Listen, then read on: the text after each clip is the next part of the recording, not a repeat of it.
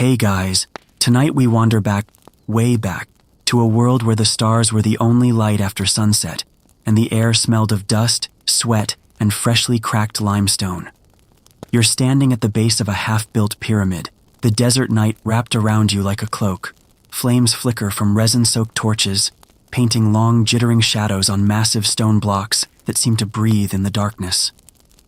The workers, barefoot, sunburnt, and half-ghosts under the moon, move with slow rhythm, and somewhere in the distance, you hear a low chant, something between a prayer and a warning. You take a cautious step forward. The sand crunches softly under your feet. The pyramid looms above like a sleeping beast. And for a second you think, there's no way humans did this without machines. You're right to wonder. And you probably wouldn't survive this job if you tried. So before you get comfortable, take a moment to like the video and subscribe, but only if you genuinely enjoy what I do here. And hey, comment your location and what time it is where you are right now. I want to see who else is wandering through ancient dust with us. Now, dim the lights, maybe turn on a fan for that soft background hum, and let's ease into tonight's journey together. You look around again, eyes tracing the dark silhouettes of half-carved blocks. No cranes, no trucks, just thousands of people. And somehow these people built things that are still standing after earthquakes, empires, and every kind of weather the planet could throw at them. A foreman passes by you, yelling something in a language that's long gone. The workers lift ropes thicker than your arms and start to heave in rhythm. You can almost feel the strain travel up your own spine as the stone begins to inch forward, inch by inch, breath by breath. It's hypnotic. You watch as one man adjusts a wooden lever wedged under the slab, another splashes water on the sand beneath it. The block slides, barely, but it moves. You blink. They're literally making stone glide. And that's when the thought hits you. Maybe the ancients weren't fighting nature. Maybe they were dancing with it. You step closer to the construction site, and the air shifts, warm, gritty, filled with the metallic tang of effort. The torches crackle, lighting up the face of a young builder. He's no older than you, but his hands look ancient. He tightens a rope, hums under his breath, and gives a signal. The team pulls together.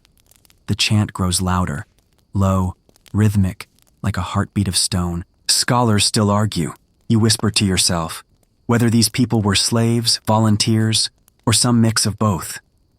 But as you watch their movements, it doesn't look like forced labor. It looks like ritual. The kind of focus that comes when your work feels sacred. One historian once wrote that the Great Pyramid of Giza might have taken more than 2 decades and around 2 million stone blocks to complete. Each block could weigh up to 80 tons, about the weight of 50 cars. And yet, here you stand, watching a group of maybe 10 men shift one into place like it's a stubborn cow. You crouch near the sand, running your fingers over tiny grooves left by ropes and wooden sledges. The tracks tell stories of technique, of failure, of practice. The desert wind has tried to erase them, but not tonight. Tonight, under torchlight, the marks still glimmer faintly. You try to imagine the noise, hammering, chiseling, the groan of ropes under tension. It's a strange kind of music, raw and rhythmic, a sound that says, "We are building something to outlast our names." A worker wipes his brow, glances up at the stars, and nods, as if aligning his effort with Orion itself. Funny enough, modern researchers discovered that the pyramids are aligned almost perfectly with the cardinal directions. Not roughly, not kinda close. Perfectly. And they did that with nothing but poles, strings, and stars. You move deeper toward the base of the structure. The ramp rises steeply, a sloping path that coils around the pyramid like a serpent. You wonder how many times each of those men climbs that path every day, dragging blocks heavier than belief. And yet there's something poetic about it. Their world didn't have engines or gears, but it had something modern builders sometimes forget: patience. You pause near the ramp's edge and glance down. A small pool of water reflects the torchlight like liquid gold. A worker dips a jar in it, pours some on the sand again before a block. The surface darkens, and suddenly, the sled glides easier. A tiny act, but genius in its simplicity. That's your first secret of the night. Wet sand reduces friction. Modern scientists proved it just a few years ago. The ancients had figured it out millennia earlier. No physics textbooks, no experiments, just raw observation. You chuckle quietly. No bulldozers, no cranes, but one hell of a brain. Nearby, a man carved with muscle is shaping a limestone block with a copper chisel. Sparks leap as the metal strikes. The sound echoes through the valley like distant thunder. You flinch at each hit, feeling it deep in your chest. You think you can smell the centuries. Dust, copper, fire, sweat, all mixing into something timeless. The moon climbs higher, silvering the pyramid's half-finished face. The shadows grow longer, the chant slower. Somewhere in the distance, a woman sings softly, a tune that sounds like wind brushing against eternity. You stand still, letting the hum of ancient creation wash over you. This is how wonders were born. Not from machines, but from people who refuse to say impossible. And as you turn away from the torchlight, you notice something else, a carving, barely visible on one of the lower stones. A symbol that looks suspiciously like a wheel. Scholars still argue whether, you whisper, the ancient Egyptians had conceptualized the wheel, but simply chose not to use it for heavy construction. Maybe they did, maybe they didn't, but either way, they didn't need it. The desert wind sighs across your face. The pyramid glows faintly in moonlight, like it's alive, breathing through millennia. And you realize you've just walked into the first miracle of human ambition, the secret language of ropes and ramps. The night deepens, and the pyramid's shadow stretches across the sand like the hand of time itself. You follow that shadow until your feet touch something coarse beneath the sand. Fibers, thick and frayed. You crouch down and lift it, an old rope, sun-baked and scarred. It's heavier than it looks, stiff with salt and sweat. For a moment, you imagine the thousands of palms that have pulled at this same rope centuries ago. It's funny how something so simple, rope, was the backbone of every wonder the ancients ever raised. No engines, no pulleys made of steel, just twisted plant fibers and an absurd amount of faith. You trail the rope's line until it disappears behind a slope of sand. There, half buried, you find the start of a massive ramp, a sloping incline of packed mud and limestone chippings, wide enough to fit a herd of elephants. And you realize, this isn't just a ramp, it's a bridge between the ground and the impossible. The moonlight glints on the surface, and you can almost hear the creak of wooden sledges climbing upward. The sound is steady, rhythmic, almost hypnotic, the kind of noise that could drive you insane after a few hours, but they've been hearing it for years. You start walking alongside the ramp, running your fingers along the edges. You notice small notches cut into the stone every few feet, anchors. Each one would have held a wooden post, part of a pulley system powered by nothing but human strength. Imagine it. One block of limestone weighing 2 tons, tied with thick ropes looped over wooden beams. 100 men pulling in unison, the air thick with the grunt of effort. No machines, no motors, just muscle, rhythm, and a perfect understanding of tension. And here's the wild part. Archaeologists still don't completely agree on which ramp system was used for the pyramids. Scholars still argue whether it was a long straight ramp from the ground up, or a spiraling one wrapping around the structure, or even smaller internal ramps hidden within the walls. Every theory has evidence, and every piece of evidence refuses to confirm the theory. It's like the builders left behind just enough clues to make sure we'd never be certain. A cheeky kind of immortality. You brush the dust from your hands and look at the fibers again. The ropes were made from papyrus, palm fibers, or sometimes camel hair, depending on which civilization you ask. The Egyptians, the Mesopotamians, the Indians, the Greeks, all mastered ropes in their own style. It wasn't just a tool, it was an art form.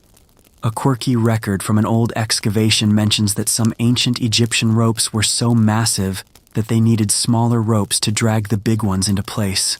Ropes for ropes. You laugh softly.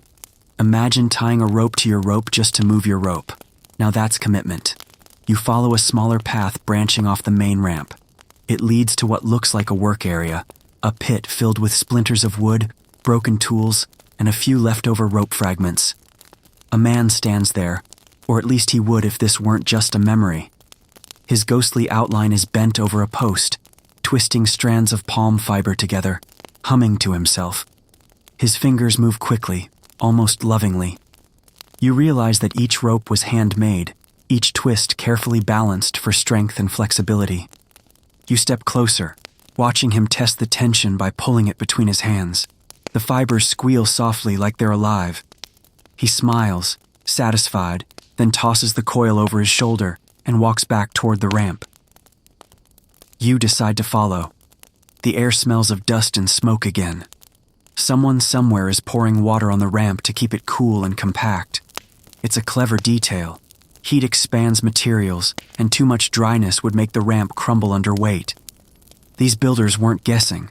They were scientists without the word science. A group of men ahead of you shout in unison. They've tied a block to the rope you were following earlier. A signal is given, and the pulling begins. The ropes strain, groaning under pressure. The wooden sledge slides forward, its runners squealing across the damp sand. You can almost feel the vibration through your feet. Step, pull, chant. Step, pull, chant. The rhythm repeats, steady as a heartbeat. The chant rises and falls like waves. Every worker moves in sync, as if the entire crew has become a single organism, a machine made of human will. You climb higher along the ramp, your body tilting forward against the incline. The torches below look like fireflies now. From up here, you can see the half-finished pyramid stretching beneath the stars. The precision is insane. Every layer perfectly aligned. Every block measured by hand, and yet accurate to a fraction of an inch. Scholars still argue, you murmur, whether the ancient builders used sighting rods or simple ropes dipped in oil to measure straight lines. Either way, they got it so right that even modern laser measurements struggle to improve upon it. You pause to catch your breath, gazing down the slope. The workers haven't stopped. You wonder how they do it, how they find the strength to keep pulling, day after day. Then you notice something subtle. The ramps aren't smooth. They're covered in grooves, crosshatches, and ridges. You touch one. It's rough, uneven. That's when it hits you. The ridges help the sledges grip better during ascent, while the sand beneath them stays slightly moist. It's a system, primitive looking but engineered to perfection. Down below, another team is preparing a new batch of ropes. You catch a glimpse of something curious. Strands being rubbed with animal fat and clay. They're lubricating them to reduce friction burns and prevent snapping. Who needs synthetic fibers when you have ancient innovation? You smile to yourself. They didn't lack machines, you think. They were the machines. The ramp bends slightly to the left, curving around the pyramid's body. You notice that it narrows toward the top, less material to move, less space needed. A brilliant optimization hidden inside what looks like simple dirt. And then, just as you're admiring the view, you hear a loud snap. A rope breaks somewhere below. The chant halts. Dust clouds rise. Shouts echo. For a terrifying second, the block starts sliding back down the ramp. Workers jump aside, arms flailing. The sledge slams into the side, shattering part of the ramp. You wince. Silence falls. Then a voice shouts something commanding, steady, confident. The same men return. Fix the rope. Rebuild the ramp. No panic. No drama. Just relentless focus. The kind of patience that built eternity. As the work resumes, you notice one worker pause to look up at the stars. He nods, mutters something you can't hear, then goes back to pulling. Maybe a prayer, maybe just a habit. Either way, it works. The block starts moving again, slow but unstoppable. And as the moon sinks lower, you realize something profound. For them, the ropes and ramps weren't just tools. They were extensions of belief, symbols of connection between earth and sky, muscle and divinity. When you finally reach the top of the ramp, the wind hits your face, dry and cold. You glance back at the twisting slope beneath you. The ropes snake across it like veins, glowing faintly in torchlight. The pyramid's body gleams pale and ghostly. You whisper, "The secret wasn't the ramp, it was the rhythm." And somewhere deep in the desert silence, it feels like the stones Water is agree. the hidden tool. The desert is silent again. The workers have vanished into sleep, and the torches have burned down to glowing embers. Only the stars remain, sharp, cold, eternal. You sit on the edge of the ramp, legs dangling, staring out into the dark dunes. Somewhere far off, a faint shimmer catches your eye. It looks like moonlight bouncing off water. You frown. Water? Here? Curiosity wins. You climb down the ramp, sand slipping under your feet until the air cools and the shimmer grows brighter. And then you see it, a small canal carved straight through the desert, its surface black as glass. A thin stream still flows through it, so calm it mirrors the night sky perfectly. You kneel beside it, dip your fingers in and feel the chill. The water tastes faintly metallic, ancient. It's not much, but in this place, it's everything. You can almost hear the ghosts of engineers whispering around you, because this was their secret weapon. The ancients understood something that took modern science thousands of years to rediscover. Water is balance. It can measure, it can lift, it can move mountains. Literally. You scoop up a handful, let it trickle between your fingers. When it settles again, the surface flattens flawlessly. That's the first mystery solved. Long before laser levels or surveying drones, builders used simple water channels to check perfect horizontality. The same principle your carpenter uncle uses with a bubble level, except this was done on a scale big enough to measure pyramids. A quirky old text once described Egyptian architects using U-shaped trenches, filled with water to mark foundation lines. When both ends of the trench matched the same water height, they knew the land was perfectly level.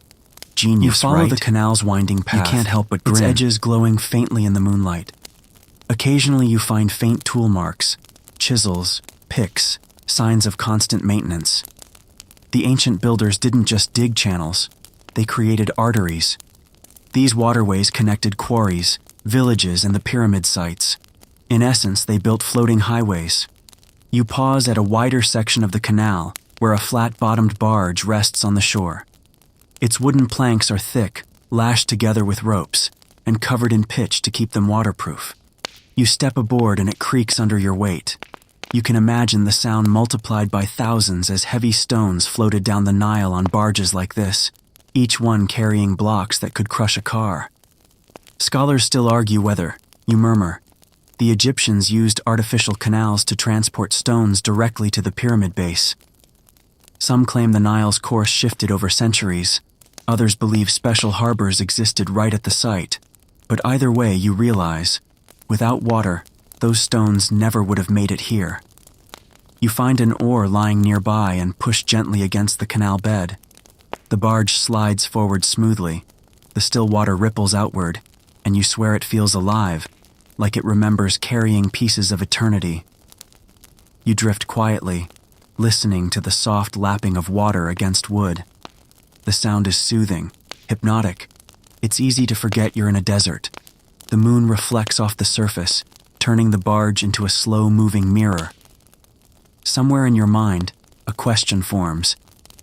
If they used water to move stones horizontally, could they have used it vertically too? You recall an odd theory you once read, how some believe ancient builders may have flooded parts of construction ramps, using buoyancy to lift blocks into place. It sounds crazy until you see the physics play out in your imagination. Dig a basin, fill it with water, float the stone on a raft, then drain it slowly. The block settles gently, higher each time. No cranes, just gravity's softer twin, buoyancy. You smile. Maybe that's why the ancients loved the Nile so deeply. It wasn't just a river, it was their secret partner. The breeze shifts, and a cool mist brushes your face. You realize you've drifted close to another site, stone pillars rising half-buried in sand. You tie the barge and climb ashore. The ground here is damp, surprisingly so. Under your feet are tiny clay pipes and troughs carved with exquisite care. You kneel and trace one with your hand. It leads directly toward the ruins. That's when it hits you.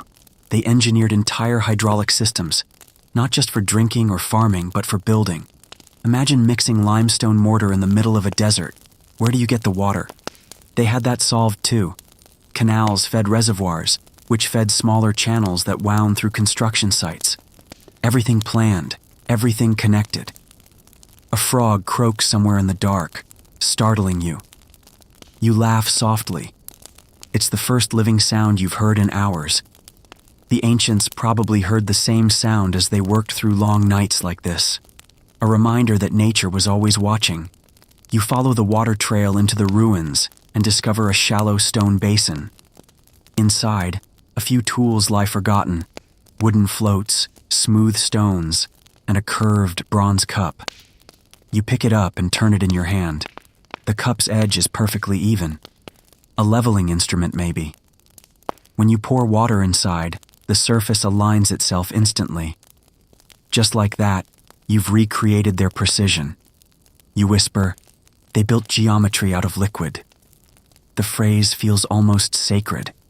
You imagine a master builder standing where you are now, holding that same cup, squinting at the reflection of the stars in it, and saying to his apprentices, "That's how straight heaven wants our walls." The thought gives you chills. Further inside, you spot a half-collapsed aqueduct running along the wall. The design looks simple, parallel channels carved with such accuracy that even now, centuries later, water still trickles evenly through both sides. You can't help but be impressed. Modern builders struggle to make things last 50 years. These people made plumbing that outlived entire civilizations. You notice the faint shimmer of mineral deposits coating the stone, like white veins, calcium from the water, proof that it once flowed powerfully here. You trace it with your fingertips and feel time itself, smooth, cool, indifferent. And then, something catches your eye, a painting half erased by sandstorms. It shows workers standing in knee-deep water, guiding a huge stone block on a raft. In the background, a ramp rises toward a half-built pyramid. The message couldn't be clearer. From an old engineer once suggested that some builders might have even filled trenches around monuments, then floated stones into perfect alignment before draining the area. Like a shipyard turned sacred geometry. Crazy? Maybe. But you can't deny it would have worked. You lean back, exhaling. The night has grown colder, the stars sharper. Somewhere behind you, the desert wind howls softly, carrying the scent of water and dust together. An impossible mix. You glance at the canal one last time, now glinting faintly in the moonlight. It's so quiet, so still, and yet you can feel it. The silent heartbeat of every ancient wonder. The same water that shaped stones, polished temples, and carried gods across mythology. You whisper, "They built with water. They built with patience." And as you walk away, you swear you hear the faint sound of ripples, like a thank you from time itself. The whispers of geometry. You wake before dawn, the desert air cool and heavy. The horizon glows faintly pink, a thin line between night and the promise of heat. The pyramid looms nearby, its sharp edges softened by shadow. You stretch your legs, brush the dust from your clothes, and realize something strange. No matter where you stand, the sides of the pyramid look perfectly straight, perfectly symmetrical. It's unsettling. You take a few steps to the left. Still perfect. A few to the right. Still perfect. How could they have done this without lasers, without compasses precise to the degree? You crouch, press your palm into the sand, and think, they must have had a secret language of lines. That's when you notice something barely visible in the sand. Thin, carved grooves running parallel, stretching outward like spider silk. You follow one with your finger. It leads to a cluster of pebbles arranged in a neat little triangle. Coincidence? Not likely. A soft wind passes, brushing away more sand. More lines appear, some straight, others curved, crossing and connecting. It's like looking down on a map written in geometry itself. And for a moment, You realize you're standing in the middle of an ancient parchment first. They carved directly into the earth. They used pegs, ropes, and chalk dust to mark angles so precise that modern architects still raise eyebrows. You take a deep breath, tracing the lines again. The precision is eerie. Scholars still argue whether, you whisper, the Egyptians truly understood Pythagoras' theorem before Pythagoras himself. After all, they were using perfect 3-4-5 triangles 1,000 years before the Greek mathematician was even born. You pick up a piece of broken limestone, chalky and smooth. On its surface are faint markings, numbers, maybe symbols, etched with quick strokes. You squint. The symbols look like small birds, waves, and half-moons, hieratic script, the shorthand of ancient engineers. Each one probably represented a measurement or alignment. You can almost imagine a scribe standing here, calling out numbers while workers stretched ropes across the sand. You close your eyes and picture it, dozens of men, barefoot and sun-darkened, pulling ropes taut across the desert floor. A master builder walks among them, holding a small wooden triangle. He checks the alignment, nods, and with a short gesture gives permission to start carving.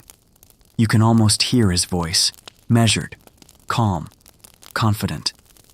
The gods love order, he says, and the workers nod. They believed that straight lines and symmetry weren't just mathematics. They were morality. To build perfectly was to please the divine. That belief birthed geometry long before schools and formulas. You walk toward the base of the pyramid, noticing how every block aligns with perfect precision. The joints are so tight, you couldn't fit a razor blade between them. You press your hand against the stone. Cool. Impossibly smooth. How? You whisper again. And then it dawns on you. They used simple tools, but complex minds. A wooden frame shaped like an A, a plumb line, a string with a stone weight. That's all.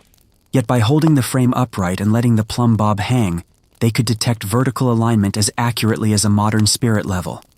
You kneel down and imagine holding one of those A-frames yourself. The weight swings gently, finding gravity's truth.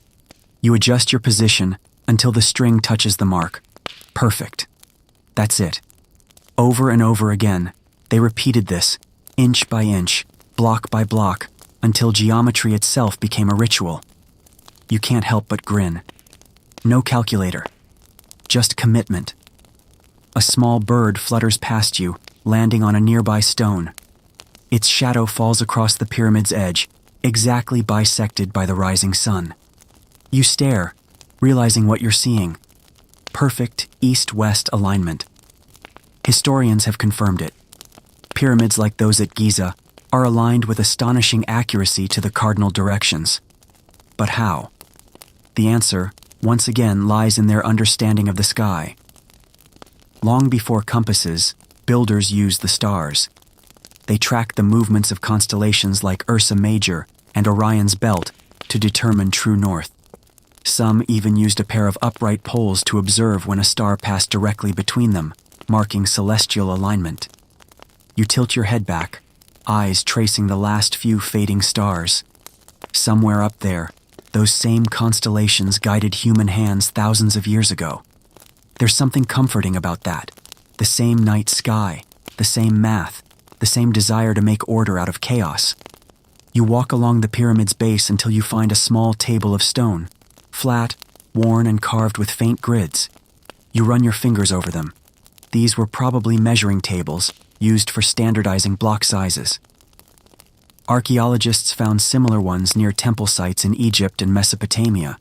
It's like stumbling upon the ancient version of a drafting desk. A quirky fact crosses your mind. The ancient Egyptians had units of measurement so consistent that some modern rulers differ by only millimeters.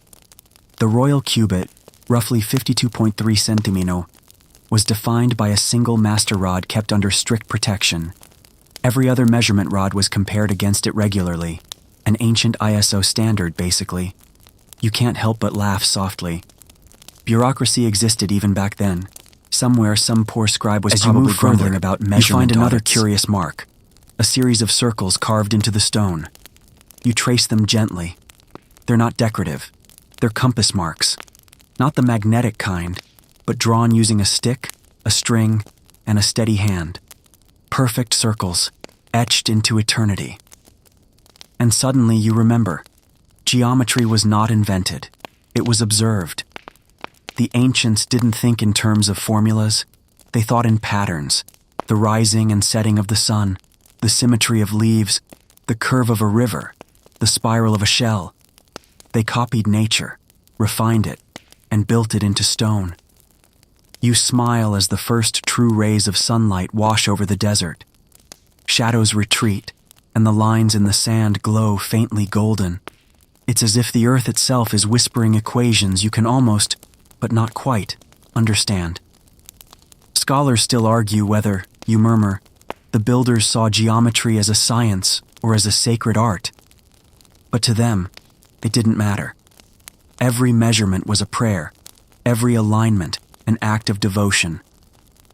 You close your eyes and imagine one last scene, the final stone being placed, the pyramid's peak touching the sky. The workers stand back, silent. The master builder holds up a copper mirror to catch the sunlight, letting it flash briefly against the apex. The signal travels across the desert like a burst of divine approval. The geometry of gods, you think.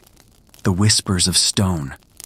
The wind picks up, sweeping away the last traces of the blueprints in the sand, but the pyramid remains. Perfect, timeless, unshaken. You realize then that geometry wasn't just a tool. The air tastes like their dust and language. determination, and if you listen You're no longer closely standing enough, before the you stones. can still hear it speaking. Now you're walking among them. The pyramid is half alive, halfway between earth and eternity. All around you, thousands of voices rise and fall like waves, chanting something steady, hypnotic. It takes a moment to realize. They're not just working, they're singing. Every hammer strike lands on beat. Every rope pull follows a rhythm. And suddenly you understand the secret. This isn't just labor, it's music engineering. You watch a long line of men, bare-chested under the sun, pulling massive sledges in perfect sync. Their bodies bend and straighten together, like an enormous breathing organism. One stumble, and the rhythm shatters, so they don't. The chant keeps them alive, keeps them in time. Someone beside you, an older man with sunburned skin and cracked lips, grins without stopping his pull. Sing, or die, he rasps. You laugh, but you realize he's not joking. The songs are more than motivation, they're coordination, precision, and math disguised as melody. You feel the pulse of teamwork, of something ancient and powerful. Human synchronization. Nearby, a scribe counts out beats on a wooden stick. 10 pulls, 1 pause. 10 pulls, 1 pause. Efficiency hidden in ritual. You glance up and see the foremen walking along the rows, holding long sticks not to punish, but to mark rhythm like conductors of a living orchestra. And somehow, this orchestra is moving 50-ton stones. You follow a trail of sledges across the sand, noticing grooves darkened by a mysterious wet sheen. Someone pours water ahead of the sledge. The sand darkens, thickens. The log runners glide more easily. Ah, you think. The trick of wet sand friction. The workers probably didn't know the physics, but they knew the result. Less drag, smoother pull. Modern scientists discovered the same principle thousands of years later, but these men had already sung it into existence. One scholar centuries later would write, "They built with music and mud." You can't help but smile. That sounds exactly right. You climb higher toward the half-finished pyramid's edge, where specialized crews chip, polish, and set the capstones. Their tools are copper, too soft, you think. Yet somehow they slice through limestone like butter. You wonder if they used sand or quartz dust as abrasive, turning every stroke into 1,000 microscopic cuts. Scholars still argue whether copper alone could handle this job, or if the ancients had a lost technique, maybe stone harder than steel, maybe even sound vibration carving, as some fringe theorists whisper. The air up here smells of sweat and sunburn. One worker wipes his brow and says something about feeding the gods. His voice carries no sarcasm. This is devotion, not duty. They aren't building for kings. They're building for eternity. You stop to watch a young boy, barely 10, ferrying jars of water.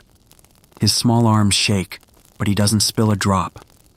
You realize he's part of this vast mechanism, a single cell in a creature made of thousands. It's beautiful and terrifying all at once, this choreography of faith. At night, when the sun dies behind the dunes, the music doesn't stop. The workers rest, yes, but the guards hum low tunes by torchlight. The unfinished pyramid glows amber in the firelight, looking less like a monument and more like a sleeping beast. You sit nearby, chewing something bitter offered by a friendly worker. Fermented barley, perhaps. Tomorrow, he says, we lift the sky again. You wonder how many tomorrows it will take. Decades, maybe. Generations. Yet they keep singing. And in that dusty night, under stars that seem to watch approvingly, you realize no machines could match the rhythm of 1,000 hearts beating for the same impossible dream. The pyramid wasn't raised by hands alone. It was raised by harmony. The obsession with alignment. The desert stretches endlessly, but your gaze is drawn skyward. The pyramid's edges slice into the dawn like a perfect compass. You step closer, feeling the sharp line of stone beneath your fingers. Something about this structure feels almost obsessive. Not just careful, not just precise, obsessive. Every angle, every joint, every block seems deliberately aligned to something beyond human measure. You walk around the base, noting that the corners point almost exactly to the cardinal directions: north, south, east, and west. Not roughly, not approximately, perfectly. The precision is dizzying. You can almost hear a whisper. Somewhere in the distance, a man climbs a rudimentary wooden tower, holding a sighting rod in his hands. He squints along the edge of the pyramid, compares it to the horizon, then nods. A worker below adjusts a block slightly, just a fraction of a degree. The foreman surveys, then signals, good.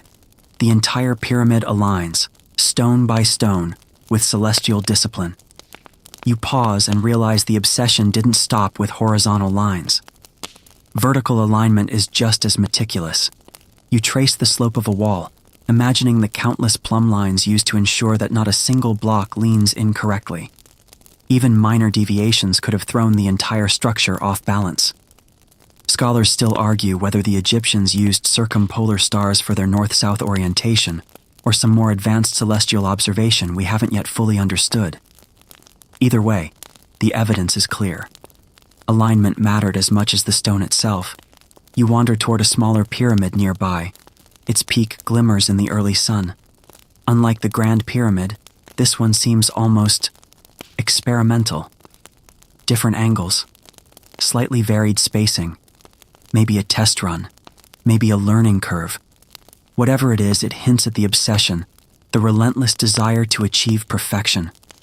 And here's a quirky detail. The Great Pyramid's sides are so precisely aligned that the deviation from true north is less than 4 minutes of arc, essentially microscopic. Your modern GPS might struggle to do better, and these people accomplished it thousands of years ago with simple tools and patient observation. You bend down to examine the stone. Tiny chisel marks line the joints, showing repeated adjustments over weeks, maybe months. They didn't just place the blocks. They calibrated them. Minute shifts, constant testing, infinite care. You realize they approached construction almost like tuning an instrument, not just stacking stone. A small group of workers kneel nearby, consulting a star chart scratched into a flat piece of limestone. Their eyes trace the constellations. Their fingers point to lines connecting stars. You lean closer. They whisper measurements and adjust ropes with incredible precision. The chant continues softly, blending with the rhythm of their movements. You take a step back and admire the geometry from a distance. The pyramid is not merely a tomb or monument. It's a message, broadcast into eternity, declaring that humans could impose order on chaos, that they could replicate the heavens with nothing but will, observation, and muscle. And then, a strange thought occurs. Maybe the obsession wasn't practical at all. Perhaps it was spiritual. Every perfectly aligned stone might have been a prayer, a meditation, a cosmic message encoded in limestone. You notice one particularly interesting stone near the base. Unlike the others, it has faint grooves etched diagonally across its surface. You realize something subtle, remarkable, barely visible in the rising sun. The obsession with alignment transcends mere engineering.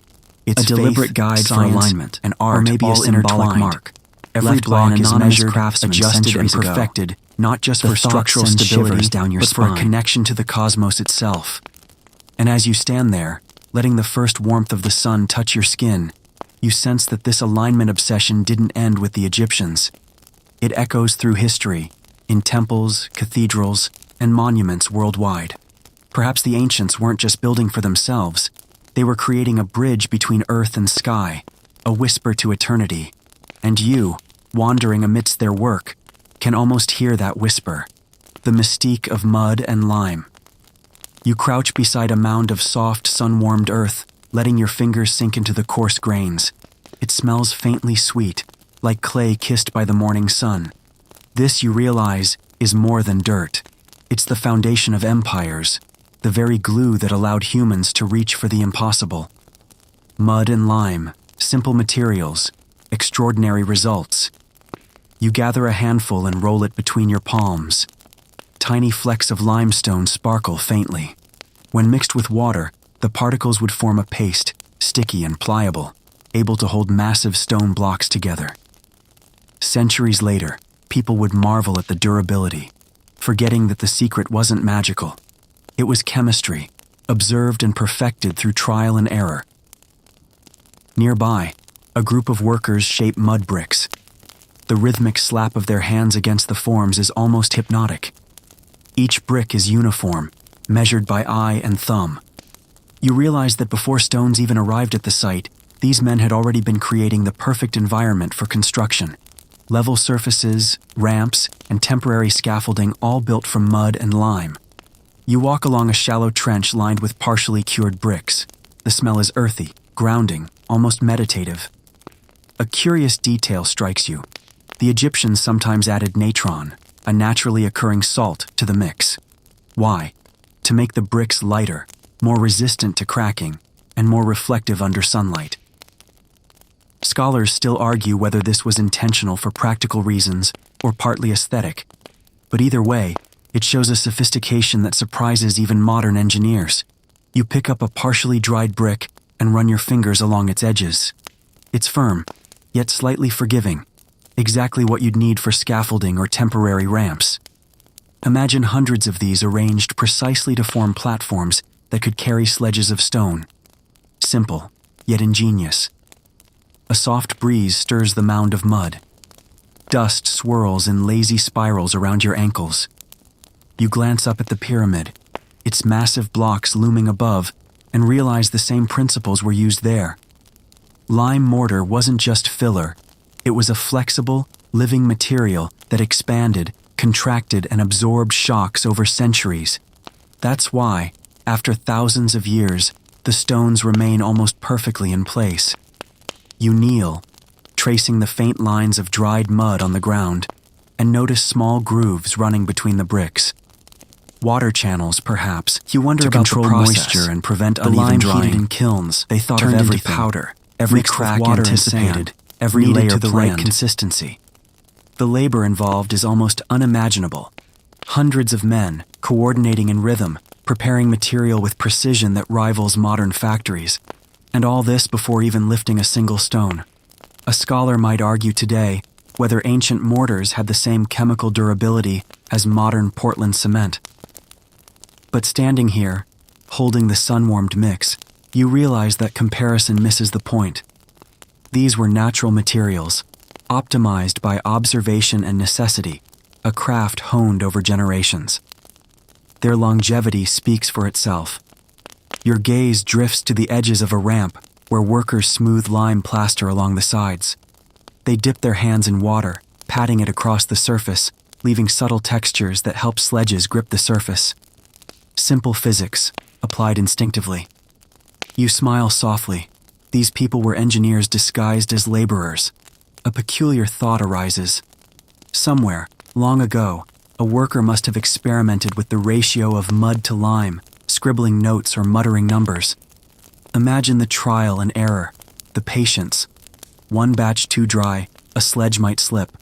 Too wet, and it collapses under weight. Yet, over centuries, they perfected it. You stand, brushing the remnants from your hands. The sun climbs higher, casting elongated shadows across the mud and stone. The smell of heated lime fills the air, almost intoxicating. You look at the pyramid, and you realize something profound. Every block, every ramp, every tiny brick was part of a living system. Mud and lime weren't just materials, they were life. And somewhere beneath your feet, in that simple mixture of earth and minerals, lies the quiet proof that the ancients weren't just strong, they were thoughtful, patient, and endlessly inventive. The breeze picks up again, carrying tiny particles of dust that sparkle like gold in the sunlight. You close your eyes and inhale deeply. The smell, the warmth, the texture. It's as if the pyramid itself is breathing, whispering secrets through mud and lime, systems, waiting for anyone patient enough to listen. You wander along a narrow trench carved into the edge of the pyramid's base. Finally feel what your fingers graze the worn wooden beams embedded in the stone, reverence, and suddenly you understand themselves. This is no ordinary construction site. The lime that binds. This is a symphony of levers that turns dust into immortality. And human determination. The ancients didn't just stack stone. They orchestrated muscle, wood, and rope into living machinery. You crouch to examine a simple wooden wheel, its axle thick and polished from centuries of use. A rope is looped over it, frayed in several places but still holding firm. Imagine hundreds of these wheels, pulleys, and beams, all interconnected. Each one multiplies the strength of the workers, letting a dozen men lift what would otherwise require 100. It's almost comical to think about. No motors, no hydraulics, no steel cables, just a man, a rope, and a clever wooden wheel. And yet somehow it worked. Blocks that would crush a modern car were hoisted with ease, maneuvered across uneven ramps, and set precisely in place. You can almost hear the faint creak of a lever as it lifts another ton of limestone. A curious fact comes to mind. Some ancient pulleys were arranged in compound systems. One rope loops around 2 or 3 wheels, turning a single worker's pull into an almost magical lifting force. You grin. Imagine the delight of a worker discovering that a simple tweak could halve his effort. Efficiency, elegance, and a touch of genius hidden in plain sight. You step closer to a partially reconstructed pulley tower. The ropes climb skyward, disappearing behind blocks stacked high above. A team of men is tugging rhythmically at one line. You feel the vibration through your feet. Solid, steady, hypnotic. Step, pull, step, pull. The cadence is almost musical. Scholars still argue whether, you whisper to yourself, the Egyptians favored vertical or angled pulley arrangements for pyramid construction. Some experiments suggest the angled system minimized friction, while others point to vertical towers allowing more direct lifts. Either way, the creativity involved is staggering. You notice one pulley tower reinforced with thick palm ropes and wooden brackets. The wood is surprisingly flexible, bending under weight without snapping. The ropes are greased lightly with animal fat to reduce friction, a simple, elegant solution. You watch as the workers pull a massive stone up, each tug synchronized with their chant. The stone moves slowly, smoothly. Nearby, almost another odd detail catches your eye. A small stone carved with symbols resembling counting marks. You realize it's a primitive load counter, keeping track of each block lifted, each pulley engaged. Some clever scribe likely monitored the workflow to prevent accidents, because one wrong tug in a 50-ton block could crush everything below. You step back to take it all in. The pulleys, ropes, ramps, and human bodies form a single, cohesive system. It's mechanical, yes, but alive. Every worker is a cog, every chant a regulator, every rope a tendon. Together, they move mountains. You remember reading a quirky note in an old excavation report. Some pulleys were rotated by workers walking inside large wooden wheels, like giant hamster wheels. Human energy transformed into engineering might. It sounds ridiculous until you picture it.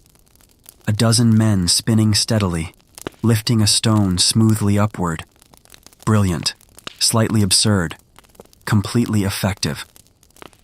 The sun climbs higher, casting long shadows across the pyramid. Dust rises from the ramp, swirling around the workers like a golden mist. One man pauses, brushing sweat from his eyes, then signals another. The rhythm continues. Step, pull, step, pull. You trace your fingers along the rope of the pulley, smooth, frayed, warm from the sun. Centuries ago, men held this very rope, feeling the tension ripple through their hands as a stone ascended. You can almost sense their collective heartbeat in the fibers. And in that moment, you understand something profound. The pulley is more than a tool. It is a testament to ingenuity, a bridge between human strength and impossible ambition. It turns the body into a machine, but also the mind into an artist. The pyramid towers above you, blocks perfectly aligned, ramps fading into the distance. You take a deep breath, feeling the wind in your hair. The sound of creaking pulleys and chanting workers fades in and out. You smile, like echoes from a dream. You can almost invent pulleys. They invented the idea that human bodies, coordinated and inspired, could become machines themselves.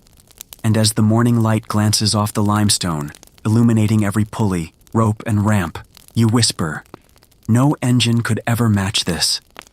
The dance of levers. The desert sun warms your shoulders as you approach a broad stone slab, half buried in sand.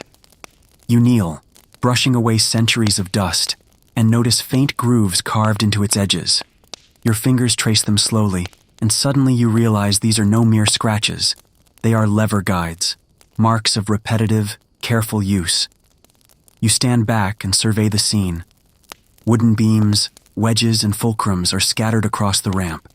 It's like an ancient laboratory of force, a playground for physics. And then it clicks. Every lever, every wedge, every pivot is part of a carefully choreographed system. A dance, really, where human strength, gravity, and friction move in perfect harmony. A large stone rests on a makeshift wooden platform. You crouch to examine it. By lifting just one corner with a simple beam, a small team of workers can gradually roll it into position. Step by step, inch by inch, the weight seems to diminish. It's almost hypnotic to watch. The block rises slowly, but nothing falters. Every motion precise, deliberate, almost ceremonial. You can almost hear the voices of the builders, whispering over centuries. Push here, lift there, slow, steady. The rhythm is meticulous, measured not just in seconds, but in the quiet trust between men and stone. A quirky detail crosses your mind. Some historians believe the Egyptians even used counterweights with levers. Drop a bag of sand here, lift a block there, and suddenly a 50-ton stone moves as if it were a pebble. Scholars still argue whether these counterweights were large-scale or modest, but either way, the ingenuity is undeniable. You trace a line of stones forming a ramp, noticing wedges hammered underneath each one. They're subtle, barely noticeable, yet essential. Each wedge transforms downward force into a gentle push. You can almost hear the faint thunk as each block settles into place, absorbed by gravity and guidance. You step closer to the top, where the ramp narrows. Workers line up in staggered formation, levers in hand. With synchronized precision, they tilt one massive block at a time, adjusting ropes and beams to ensure it doesn't tip. One misstep could send the entire slab tumbling down hundreds of feet. But there are no mistakes. Every movement rehearsed, every hand trained over years. Noticing the rhythm. Step, lift, adjust, lower, step, lift. The choreography mirrors the pulleys you saw earlier, but here it's more intimate, more tactile. The lever is simple, yet it embodies human patience and observation. You pick up a small wooden beam lying nearby. It's light in your hands, but you imagine using it under a 50-ton stone. Impossible? Not for them. They understood leverage in a way that required no formulas, only experience, intuition, and 1,000 tiny adjustments. The wind picks up, carrying grains of sand that glitter in the sunlight. You squint, noticing a series of marks along the stone edges, tiny notches, almost like tally marks. perhaps a foreman counting each successful lift, each adjustment, marking progress without disrupting the rhythm. You grin. Ancient quality control, essentially. You watch a wedge being driven under a block. The stone shifts minutely, imperceptibly to most, but enough to guide it into perfect alignment. The workers exhale collectively. A small cheer rises, quickly hushed.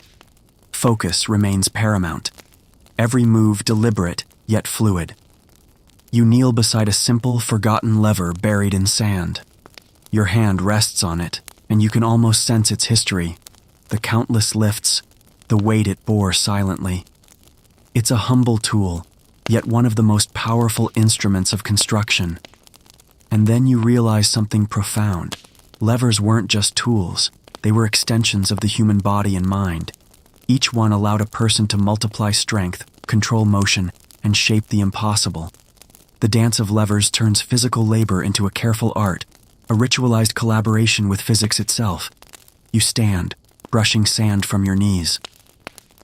The pyramid looms above, its massive stones immovable to ordinary hands, yet it rises thanks to human ingenuity, patience, and the humble elegance of leverage.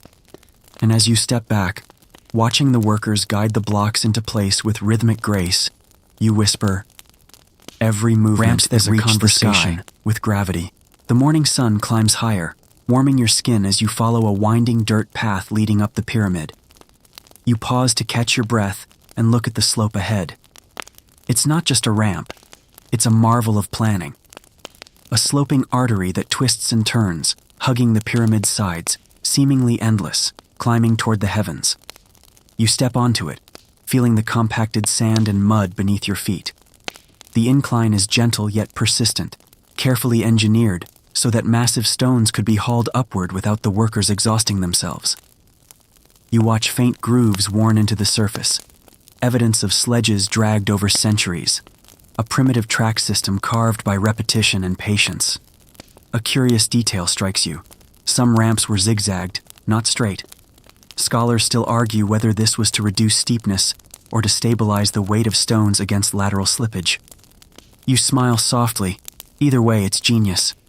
Straight ramps might have been faster in theory, but these snaking ramps distributed force elegantly, letting humans and pulleys work in tandem with gravity rather than against it. You imagine the construction crews, dozens of men hauling sledges, their hands blistered, voices blending into the soft rhythm of chants. Each pull is coordinated, timed, rehearsed over years. Some blocks are partially lubricated with water, reducing friction. You can almost hear the slight squelch as the stone slides upward. The camp has gone quiet. The last sparks of fire crackle softly, throwing flickers of orange across a sea of tents. You walk slowly between them, boots sinking slightly in the damp earth. The air smells of smoke, wet leather, and fatigue. All around you, the muffled sounds of men trying to sleep, groans, coughs, the rustle of straw-stuffed blankets. Your tent is small, just tall enough for you to kneel, not stand. It's canvas, patched and weather-stained, like every other night's here. The faint silver of moonlight leaks through a rip near the top, tracing a pale line across your armor. You can feel the weight of the day still on your shoulders, not just the steel plates, but the ache underneath them. You lower yourself onto the rough bedroll, straw, burlap, maybe a little mud mixed in for that authentic medieval spa experience. The cold hits immediately. Your fingers sting. Your breath fogs in the air. Somewhere outside, a horse snorts, and you hear the jangle of a loose harness chain. Your squire had tried his best. He spread out the straw, fluffed your worn-out cloak, maybe even found an extra scrap of wool from another camp. He's 15, maybe 16, already asleep near the tent flap, curled like a cat beside your sword. You envy that, how easily he sleeps, even with the wind whistling through the seams. You shift your armor slightly, trying to find a position that doesn't feel like sleeping inside a coffin. The metal is cold against your neck. You debate, take it off or leave it on. You remember what happened last time someone removed their armor in a war camp. The midnight ambush, the panic, the way steel saved seconds that meant survival. So tonight you keep it on. You'll just loosen the straps. The moon drifts higher. The camp's fires fade to faint embers. In that dim half-light, the world feels quieter than silence itself. You can hear your own heartbeat thudding softly beneath the plates. Every movement makes a faint metallic whisper, a reminder that even rest comes with a price. There's something oddly peaceful about it. The weight, the stillness. It's like being cradled by the same thing that could kill you. Armor was protection, but it was also a prison. You remember what an old knight once told you. The armor guards the body, but the soul learns to sleep elsewhere. You smile faintly, or maybe you imagine that you do. Your face is stiff, your jaw sore. The night air tastes of ash and iron. A nearby tent rustles. Two soldiers whisper, their words too low to catch but warm in their tone. Laughter, even now. Maybe a story about home, about bread ovens or wives or fields. You haven't thought about your own home in weeks. The campaign has stretched longer than anyone expected. You've forgotten what your own bed smells like. Somewhere far off, an owl calls. Then another. A low hum moves through the forest, wind through the branches, the rhythm of it almost hypnotic. You let your eyes drift half shut. You think of the morning, of battle, of banners, of the clang that will come again. You think of glory, though you're not sure what it means anymore. The poets say knights never feel fear. The poets are liars. You've felt it plenty. You're feeling it now, lying still under the stars. Fear isn't always about death. Sometimes it's about waking up and realizing you've become the very thing you were trying to protect others from. The straw beneath you shifts as you move. It crunches, dry and sharp. You pull your cloak tighter, but the cold sneaks in anyway, clever as a thief. You close your eyes, forcing your breath to slow. A fact slips into your drowsy mind. Something one of the squires mentioned from a scholar's letter. Did you know medieval camps sometimes froze so bad that knights slept with their swords drawn, just in case they couldn't move their fingers by dawn? You imagine that. The absurdity, the stubbornness of men refusing to die unarmed, even in sleep. You chuckle under your breath. The sound is swallowed by the night. You roll onto your side, plates clinking softly, and watch the faint light of the embers painting shadows on the tent wall. The fire outside is almost gone. Only one knight remains awake. You can see his silhouette, sharpening a blade, face lit orange-red. He's humming a tune, a lullaby maybe. Something from a village you've never seen. You feel a pang of something. Not sadness, just distance. Like you're watching the world through a visor slit, and everything real is always one breath too far. Your eyes grow heavier. The hum fades. The tent flaps rustle again. Maybe just wind, or maybe the soft footsteps of a sentry making his round. The air grows colder. The stars shift slightly through the hole in your tent's ceiling. You think about tomorrow, about the way dawn light looks on polished armor, about the noise of trumpets echoing through mist. You'll wake stiff, aching, maybe bleeding from armor rash. But right now, you're weightless. And for the first time all night, the armor doesn't feel like a burden. It feels like a blanket, one that hums faintly with memories of every fight, every oath, every heartbeat that came before.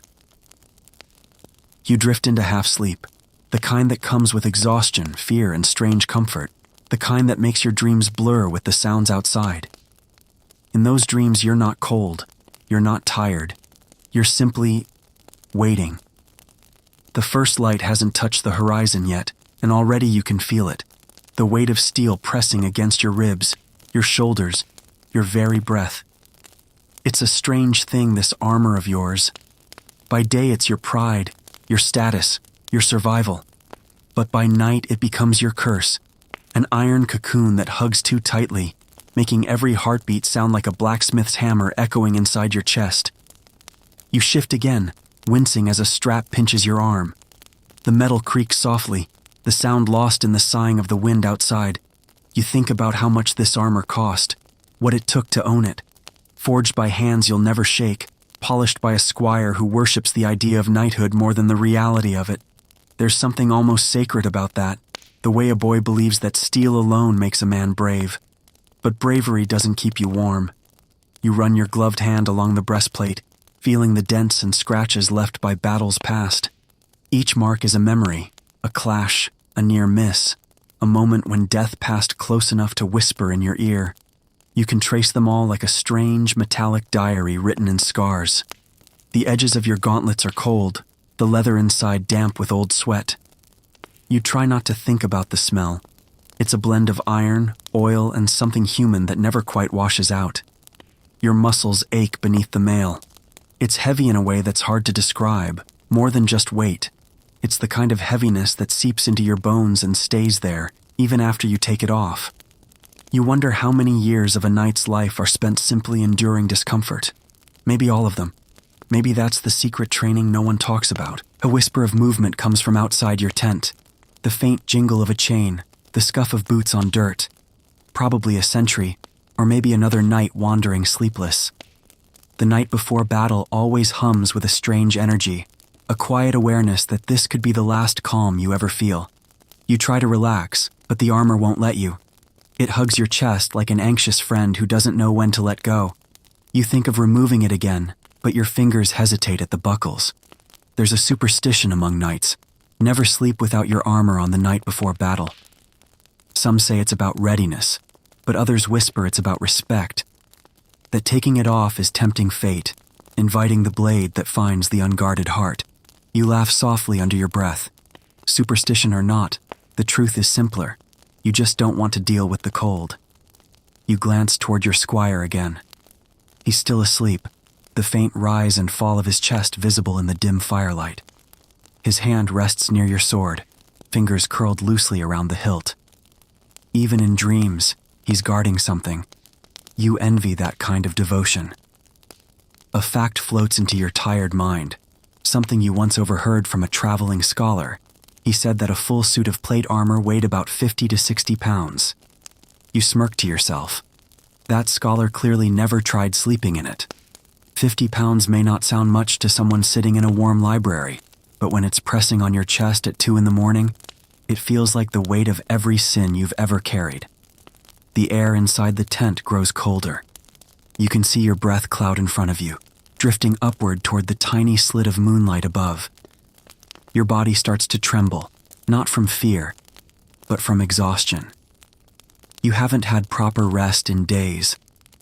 The armor feels heavier with every passing heartbeat, like it's absorbing your strength one breath at a time. You remember a story from your first campaign, a veteran knight who claimed he could sleep standing, sword in hand, armor on. You thought it was an exaggeration. Now you're not so sure. You're halfway there already, trapped between sleep and vigilance, your body too tired to move, but your mind too restless to rest. You close your eyes. The metal hums faintly in your ears, echoing your pulse.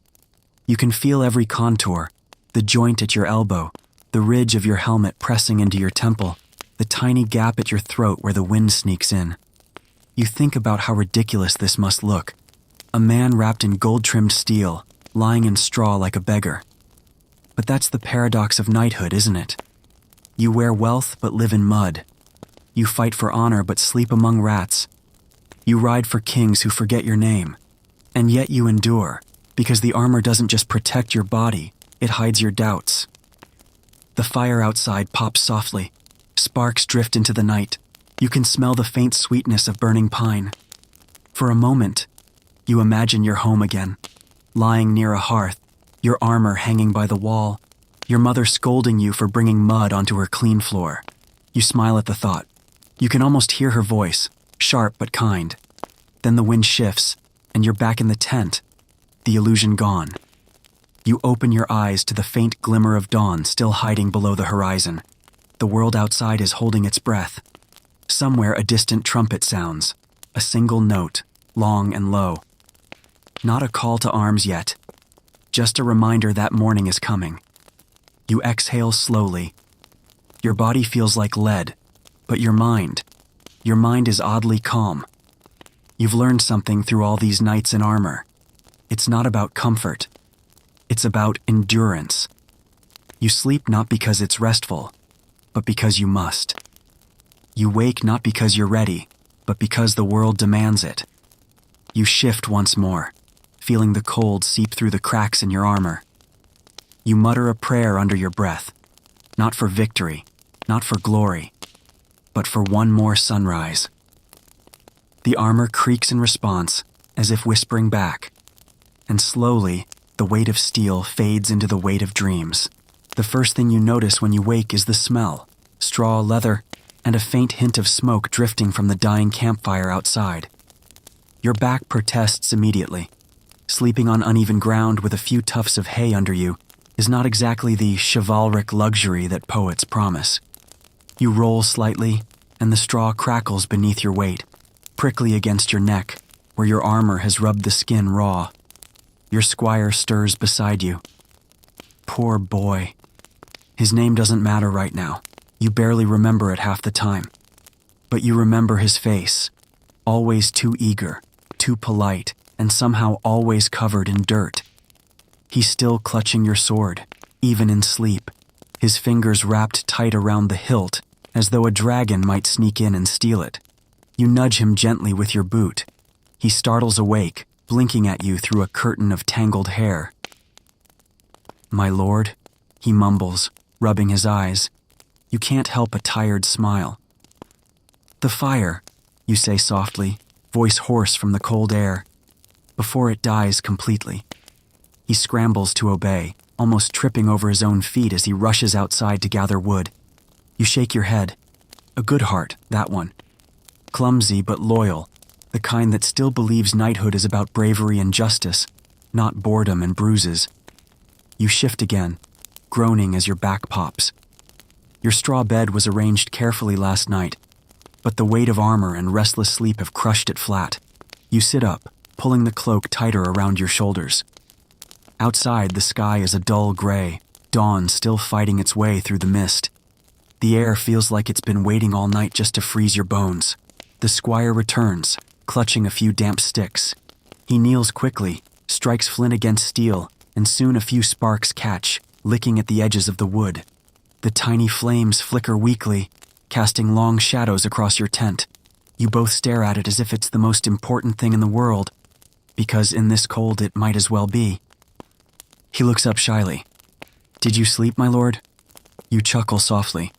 "About as well as a man can wearing half a forge." He grins, showing crooked teeth. "I can take it off you, sir, if you wish. The others..." You shake your head. "Leave it. We might need to move quickly." He doesn't argue, but you can see the disapproval in his eyes. He's young enough to believe that comfort is a matter of choice. You envy him for that. You envy his clean skin, his unscarred hands, his simple hope that one day he'll wear armor like yours, not realizing that every dent in the steel comes with a story you'd rather forget. You reach for the small cup beside your bedroll, the remains of last night's ale. It's gone cold and flat, but it wets your throat enough to chase away the dryness. The squire hands you a piece of coarse bread, and you take a bite, chewing slowly. It tastes of dust and salt, but it's something. Outside, the camp begins to stir. Horses snort and stamp their hooves. Men cough, curse, stretch, and start the morning rituals of survival. You can hear a cook shouting orders, the clang of a pot lid, the faint laughter of soldiers too tired to remember why they're laughing. Life, fragile and messy, continues in spite of everything. You glance around your tent, your little kingdom of straw and steel. There's your helmet, dented and dull, propped against a wooden post. Your shield rests nearby, still smeared with dried mud.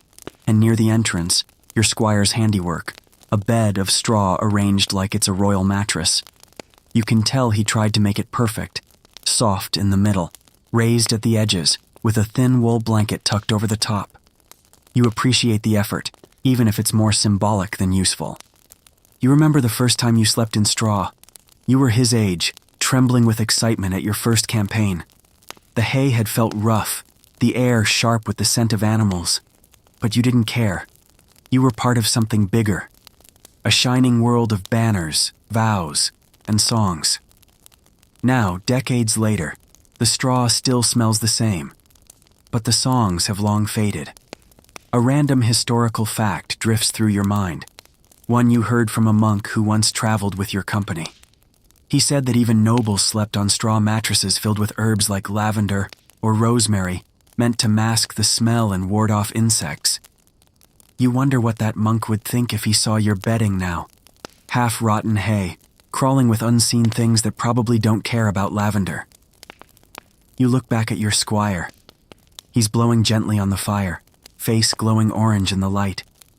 There's something innocent about that sight. Like the world hasn't yet taught him that no amount of fire can melt the cold inside a knight's heart. You soften your tone. You did well, boy. This is enough. He looks up, eyes wide with gratitude, and nods. Thank you, my lord. You wave him off, pretending to be indifferent. Go see if the horses are fed. When he leaves, the silence returns. You sit there for a while, staring at the flickering fire. The warmth barely reaches you, but it's comforting to watch. You run your gloved hand through the straw one last time. Rough, imperfect, but familiar. You lie back down, just for a moment, closing your eyes again. The straw creaks beneath you. The fire pops. The world outside hums softly. The rhythm of soldiers waking, a dozen different lives beginning the same tired day. You smile faintly. For all its discomfort, there's something grounding about this life. You may not sleep well, or eat well, or even live well, but in the quiet between battles, in the soft crackle of straw beneath your armor, you find a strange peace. Scholars still argue whether knights truly slept in their armor, whether that image is more legend than fact. But lying here now, you think the truth doesn't really matter. Maybe it's not about steel or straw at all. Maybe it's about the idea that even in war, a man will always search for something soft to rest his head upon.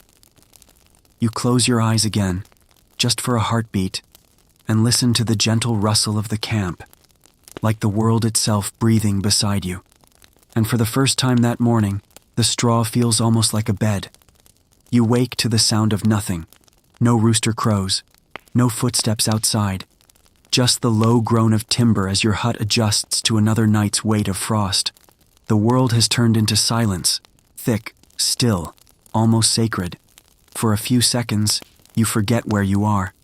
Then you feel the biting air slip beneath your blanket of wool and hay. The fire has died again. You sit up slowly, breath fogging in front of you. Your stomach twists, not from cold, but hunger. Yesterday's meal was thin gruel made from oats and a pinch of salt. The bread ran out 2 days ago, and your wife had to trade one of her embroidered scarves at the market for a handful of barley. The larder that once seemed half full in autumn is now just rows of empty wooden shelves and a few hanging strips of dried fish, curling at the edges like old parchment. The first winter snow always feels like a celebration. The 5th, it feels like punishment. You step outside, and the sky greets you with a flat silver light. The ground is a sheet of ice, patched with old footprints that have frozen mid-step. In the distance, the church bell tolls. Once it meant faith. Now, it's a reminder of confession, of survival, of another day you have to somehow endure. You trudge toward the barn. The goat bleats weakly, her ribs visible even through her winter coat. You scoop up what little feed remains, a mix of straw and frozen husks, and pour it into her trough. She chews, slow and desperate. You understand that look. By the time you return to the house, your fingers are numb, and your lips sting from the cold. Your wife sits by the hearth trying to coax a spark from damp wood. Your son still sleeps, wrapped in a blanket that smells faintly of smoke and hay. You remember your father's winters, how the whole family slept close together, limbs tangled, breathing shared warmth. Now you understand why. Outside, the wind shifts. It carries the smell of pine and distant smoke. The manor's chimneys, no doubt. Somewhere beyond the hill, your lord dines on roasted meat and spiced wine. You can almost imagine the golden glow of his hall, laughter echoing against the stone, servants moving like shadows to refill goblets and trays. You close your eyes for a moment, not out of envy, but to keep the image alive. It helps to believe warmth still exists somewhere. By midday, you set out to the woods. There's a rumor among the villagers that dead branches near the old monastery burn longer. You tie a rope around your waist and drag a small sled, praying the snow is kind. Every step sinks to your knees. The forest looms, silent, skeletal. Ravens watch from the trees, black eyes glinting like secrets. You find what you can. A few branches, a half-frozen log, a nest of dry twigs hidden beneath the snow. As you lift them, your hands burn from the cold, and for a moment you think of the monks who once lived nearby, men who never married, never tilled the soil, and yet spent their lives praying for others. Perhaps some of their prayers still linger here, drifting like smoke among the trees. When you return home, the sky is already bruising into evening. The fire catches this time, small, steady, miraculous. Your wife hums softly, and the sound fills the hut with something that feels like hope. You sit beside your son and share what little there is to eat, a bowl of thin soup, made from boiled roots and melted snow. You look at your child's face, cheeks pink from the heat of the fire, and for a moment, the hunger fades. You whisper a prayer, not to saints or lords or kings, but to the quiet rhythm of survival itself. Outside, the wind howls again. But tonight, it feels different, like a lullaby, like a promise that spring will remember you. The bell from the manor tolls again, long, deep, and slow. You pause, your axe frozen mid-swing. That sound always feels like it's calling from another world, a world built on fire and stone, not on mud and cold. You know what it means today. The feast. A day of celebration in the Lord's hall. They'll roast a whole boar, you've heard, with apples stuffed in its mouth and cloves pressed into its skin. Wine will flow like melted ruby, and every cup will spill a little more laughter onto the stone floors. For the peasants, it's a day like any other, except for one cruel difference: the smell. When the wind changes, it carries that scent across the valley, rich, meaty, almost divine. It seeps into your clothes, your skin, even your thoughts. You try not to think about it, but hunger has a way of finding its way into everything. You lean on your axe and stare at the horizon. From here, you can see the faint shimmer of torches flickering around the manor walls. The Lord's banner ripples above the gate, a crimson lion on gold cloth, proud and untouchable. You've never been inside that place, but you've imagined it 1,000 times. You imagine the warmth, the firelight dancing on carved beams, the shimmer of metal goblets, and the smell of fresh bread. You close your eyes, and for a moment, you let yourself dream. You imagine walking into that hall, your boots leaving muddy prints on their polished floor. You imagine sitting at the end of the long table, unnoticed, invisible. You'd take only a slice of bread, maybe a sip of ale, nothing more. You just want to feel what it's like to eat without fear of running out. To laugh without the sound catching in your throat. You glance down at your hands, cracked, raw, red with cold. The axe feels heavier now. The tree you're chopping doesn't care about feasts or hunger. It just stands there, silent and old, waiting to fall. By noon, you're back in your hut, where your wife has saved you a piece of flatbread. She's thin now, her cheekbones sharper than last winter. But when she smiles, the lines near her eyes soften the world around you. "The Lord's feast today," she says quietly. You nod. "Aye." You both know what that means, and what it doesn't. She kneels near the fire, stirring a pot of thin soup. "They say sometimes the leftover bones are thrown to the dogs," she whispers. You stare at the flames. "And sometimes," you answer, "the dogs don't get them either." That's the truth no one says aloud, that the poor live off the echoes of the rich, the scent of their food, the shadow of their laughter, the crumbs of their tables.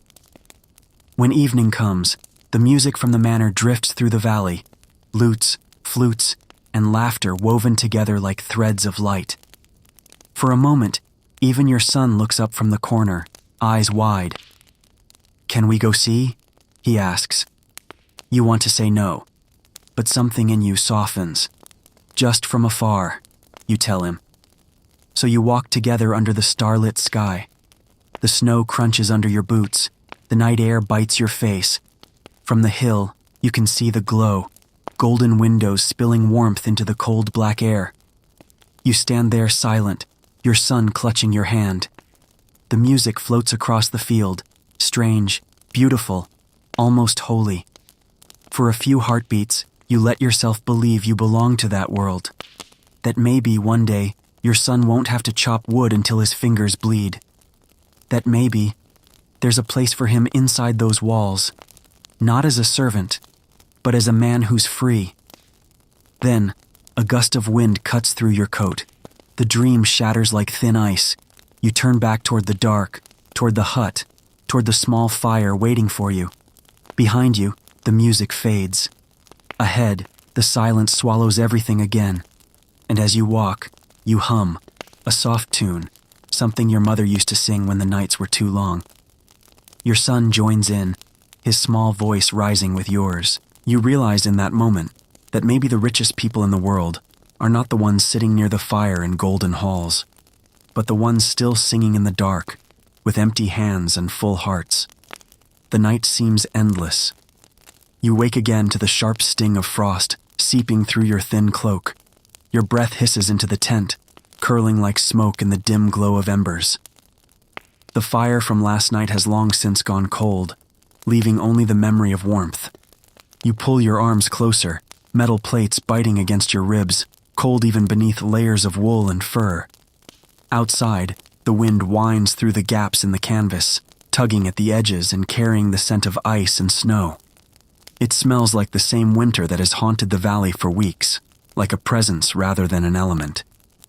Every gust feels deliberate, as though the world itself is reminding you how fragile life is beneath the weight of frost and steel. You rise slowly, joints stiff, muscles complaining with every movement. Even the simple act of sliding your arms through the gauntlets feels monumental. You hear the faint clink of metal against metal as you adjust the breastplate, tightening straps to keep it from shifting. The weight presses down, grounding you. You hate it and depend on it at the same time. It's both armor and anchor, keeping you alive, keeping you awake, keeping you aware. The camp outside is quiet. Most of the men are still asleep, tucked into their straw beds like insects in cocoons. A few early risers move silently, hauling wood, checking horses, muttering prayers under their breath. You step outside, boots crunching against frozen mud, and notice the first glow of firelight flickering in the distance. It seems impossibly small against the vast darkness, but it is everything. The glow is life, and tonight, life feels rare. You kneel to stir the embers, coaxing warmth from dying coals. The scent of smoke and charred wood fills your nose, comforting in its familiarity, almost sacred. You stare at the tiny flames and think about home. You imagine a hearth in a warm stone house, the scent of baked bread, your mother's voice calling across the kitchen. But the image fades, replaced by the reality of this camp. Cold, dark, metal pressing against your chest, the faint sound of snow settling on tent flaps. A fact drifts through your mind, something a scholar once said about medieval winter camps. They often burned low, dying embers kept alive by nothing more than straw, dung, and the heat of human bodies. Firewood was precious. Wood meant life, and life was fragile. You smile faintly. Scholars love debates, don't they? They argue over methods of survival while men like you shiver in silence, hands red and cracked from cold. Your fingers ache as you lift a log, placing it carefully among the embers. Sparks leap into the air, fading almost immediately. You watch them dance, thinking about the dance of life itself. Fragile, fleeting, beautiful. You shift slightly, your armor groaning in protest. It is heavy now, unyielding, but it is familiar. You are used to the weight. Perhaps that is all comfort truly is. Familiarity. From the corner of your eye, you see movement. A horse snorts softly, stamping the ground. Your own steed, loyal and patient, waits near the edge of the firelight, coat shining black even in the weak illumination. You pat its neck gently. The animal leans into the touch, warm against your frozen hands. The rhythm of its breathing is steady, grounding. A small comfort in the cold, a reminder that not all life is fleeting. You stand and take a slow breath. Frost bites at your face, but the fire's warmth fights back in small patches. The wind carries a whisper of snowflakes, delicate and transient. You wonder, as you often do during nights like these, how many others are out there, awake, cold, alive, surviving. How many are watching embers flicker, waiting for dawn, dreaming of warmth that may never come. Your squire emerges, rubbing sleep from his eyes, shaking the frost from his cloak. He kneels beside the fire, helping you arrange wood. You don't speak. Words are unnecessary. The shared task is enough, a quiet ritual against the relentless cold. Every log placed, every spark coaxed to life is a small victory. You can hear his breathing, the soft crunch of frozen mud beneath boots, the whisper of armor as you adjust plates again. The fire grows slightly, its glow spilling over your tent and into the snow. You sit on a low wooden stool, back to the warmth, watching shadows stretch and twist across the canvas. The world is quiet, except for the fire's crackle, the wind's whistle, the horse's steady breathing. There is a rhythm here, a pattern to survival that feels almost sacred.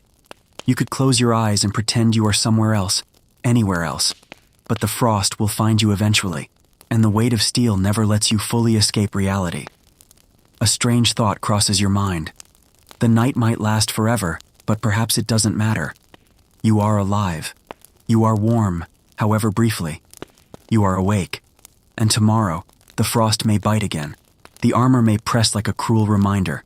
But for now, the firelight holds you. You lean closer, letting the glow wash over your face, imagining it as sunlight, imagining the warmth it promises. The squire shifts beside you, muttering a half-sleep prayer. You don't know to whom, if anyone, it is directed. You just know the words are meant to carry hope, even in the smallest way. You nod silently, letting him speak. The rhythm of his voice blends with the fire's hiss, the distant snort of the horse, and the endless whine of the wind outside. You close your eyes briefly, letting yourself imagine a world beyond frost and steel. Scholars still argue whether men of the medieval era truly endured such harsh winters without succumbing to illness or despair. But lying here, you know one thing. Survival is not just endurance. It's small acts of fire and patience. It's the quiet knowledge that you have withstood another night. You sit a while longer, the firelight flickering across your chest, the armor heavy, grounding you, and the frost nibbling at your fingers. The sky begins to lighten slightly, a soft gray bleeding through the horizon. Dawn is approaching. The world outside the tent waits, indifferent, but you are ready. In this fragile pause, you realize that life itself is a balance. Frost and firelight, steel and straw, exhaustion and hope. One cannot exist without the other. And for a fleeting moment, the night does not feel so cold, the armor not so heavy, and the world outside not so hostile. The village is quiet again, but not as quiet as last night. The snow has settled into a soft crust, and each step you take crunches loudly in the still air. You can feel the cold seeping through your boots, your gloves, even beneath the heavy layers of wool and steel. The night patrol begins, and for a moment, the world feels alive in a way that daylight never captures. Shadows stretch across frost-laden fields, and the moon, pale and distant, watches like a sentinel. You move silently through the paths you know too well. Each bend, each tree, each frozen ditch holds a memory. An old hunting trip, a skirmish with neighboring villages, a hidden stash of firewood discovered in better days. You adjust your gauntlets, feeling the metal shift against your wrists, the weight grounding you in reality. Armor is both protection and burden, a constant reminder that every movement is calculated, every breath is measured. From the corner of your eye, you notice the glow of distant candles flickering in the cottages. Families are awake, huddled together, whispering secrets meant only for each other. You remember whispers of your own from long ago, promises made beneath roofs that did not leak, hands held beneath blankets that smelled of warmth and hope. You sigh quietly. Those days feel like centuries past. A soft rustle catches your attention. A fellow guard emerges from the shadows, hood drawn tight, eyes scanning the horizon. You nod to each other, silent recognition passing between you. There is a camaraderie here, forged not in laughter, but in shared vigilance, in knowing that the night holds threats as well as solace. The patrol winds along the frozen riverbank, where the ice groans under the weight of the snow. You pause, listening. Somewhere in the distance, an owl calls, its voice sharp and lonely, a reminder of the wilderness that surrounds you. You think about the old legends, stories of spirits inhabiting the woods, watching over travelers, punishing the foolish. Scholars still argue whether these tales were mere superstition or cautionary tools for survival. But tonight, you don't question them. Belief, even half-hearted, is a comfort against the biting cold. You round a bend and spot movement near the edge of the forest. A figure huddled against the trees, shivering, barely visible in the moonlight. Hunger, fear, desperation, all etched into the posture. You approach slowly, every step measured, the steel of your armor creaking softly. "Who goes there?" you whisper, voice steady. The figure startles, eyes wide, revealing the gaunt, hollow face of a villager who had wandered too far. You gesture for him to follow you back to the path, offering a hand that is as warm as you can manage. He grasps it quickly, relief flooding his expression. This is the reality of nights like these. You are both protector and witness, bearing the responsibility of survival, not only for yourself, but for those weaker, colder, hungrier. The patrol is more than a duty. It is a lifeline. By the time you return to the village, the first hints of dawn are brushing the sky with pale gray. Windows begin to glow as families awaken. Stoves ignite, and the smell of thin porridge drifts through the air. You watch from the shadows, observing the quiet routines of survival. Children shuffle to the fire. Women stir pots. Men check tools and livestock. Each act small, mundane, yet monumental in its perseverance. You allow yourself a brief moment of reflection. The night has been long, heavy with frost and fear, but it has passed. You have walked, watched, protected. You have witnessed both the fragility and resilience of life. These are the moments that go unnoticed in tales of battles and kings, yet they are the very essence of what it means to endure. A scholar once said that medieval patrols were less about defense and more about ritual, a performance of vigilance meant to instill order and confidence.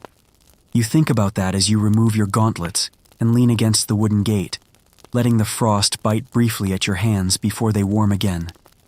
Ritual or necessity, it does not matter. What matters is that the village is still here, still breathing, still clinging to life. You head back to your quarters, each step crunching through the snow, mind alive with whispered secrets and half-formed dreams. The frost is merciless, but there is fire still, in the hearth, in the eyes of those you protect, in the pulse of your own heart beneath the steel plates. You pause one last time, looking out over the sleeping village. The patrol is over, yet the night has left its mark. Memories, warnings, small victories that will never be sung in songs or recorded in tomes. You step inside, letting the warmth of the fire slowly reclaim your frozen limbs. The night is over, but the lessons linger, etched into your body, your mind, your very breath. Morning light creeps slowly over the village rooftops, painting the snow in pale silver and muted gold. You rise with a groan, muscles aching from another restless night in armor and frost. Your breath forms little clouds that linger in the cold air as you step outside, boots crunching against icy paths. The village is stirring, slow and deliberate, each person wrapped in heavy wool, scarves pulled tight over faces red from the biting wind. The market opens today, though opens is generous. A few wagons creak under the weight of potatoes, turnips, and barley. Smoke curls from small ovens as vendors try to coax warmth into their dough. The scent is familiar and bitterly comforting. Bread, coal, smoke, and the faint tang of frozen meat. Your stomach growls, though you know it's a small thing compared to the struggles hidden beneath the fur and leather of the villagers around you. You navigate the narrow paths between stalls, nodding silently to familiar faces. There's old Marta, her fingers stiff as she counts out coins for a scrap of cheese, her breath misting in the air. You remember when her hands were warm and nimble, before frost and arthritis claimed them. You glance at her cart, stacked with roots and onions. "Marta," you murmur, "stay close to the fire today."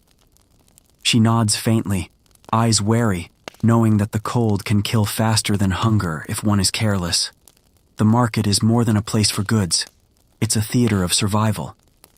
Every barter, every whispered exchange, is a story of desperation dressed in civility. You pause near a wagon where a young boy trades a handful of dried berries for a cracked wooden bowl. The mother beside him looks relieved, though you can see the worry etched into her face. Hunger drives these exchanges, but so does pride. No one wants to admit how little they have. You pass the blacksmith's forge, where the heat of the fire burns through the cold air in a small circle. Sparks leap, lighting up the ash-streaked walls. Hammers strike metal rhythmically, a song of labor and endurance. You pause, watching the smith's gloved hands shape iron into tools, weapons, and nails, lifelines for a village caught between frost and hunger. Scholars still argue whether blacksmiths were revered more for their skill or their ability to survive in harsh winters. But standing here, you see both. Artistry and sheer will entwined. A fact crosses your mind. Medieval peasants often had to pay taxes not just in coin, but in labor or crops. You feel a familiar pang. The harvest was meager, yet the Lord's demands never wavered. You glance toward the manor in the distance, golden windows glowing, laughter spilling faintly across the fields. It seems surreal that warmth and abundance exist in one place, while just a mile away, families barter scraps of food. A sudden gust of wind rattles the wagons, sending a shower of snow and straw across the path. You pull your cloak tighter, feeling the chill bite through your layers. The villagers respond instinctively, gathering their goods, securing tarps, muttering small prayers under their breath. You move to help Marta with her cart, steadying it with your gloved hands. She murmurs a soft, "Thank you," and you nod, words unnecessary in the shared struggle. You continue down the market, noting the subtle signs of scarcity. Empty baskets, pale faces, hands red from the cold. A young couple haggles over a half-frozen fish, their voices low, tense. You catch snippets of their conversation, understanding immediately the weight behind each word. Survival is negotiation. Hunger is diplomacy. Every small victory is a quiet rebellion against the cold and the scarcity that threatens to consume the village. You pause near a small stall, where dried herbs hang in bundles. Lavender, sage, rosemary, scents faint but comforting. You remember your mother using these in the winter, filling hay mattresses with them to mask odors and ward off pests. You smile faintly at the memory, letting the scent remind you of warmer days, even as frost gnaws at your cheeks. The market continues to stir, life grinding forward in small, deliberate movements. Children with frozen noses tug at their mother's skirts. Elders huddle by the fires, nodding silently as if agreeing to some unspoken pact. Endure, survive, hope. You watch, absorbing each movement, each gesture, each quiet act of perseverance. The frost may dominate the landscape, but it does not dominate the human spirit here. By midday, the market thins slightly. Goods are sold, traded, or claimed by those with quick eyes and faster hands.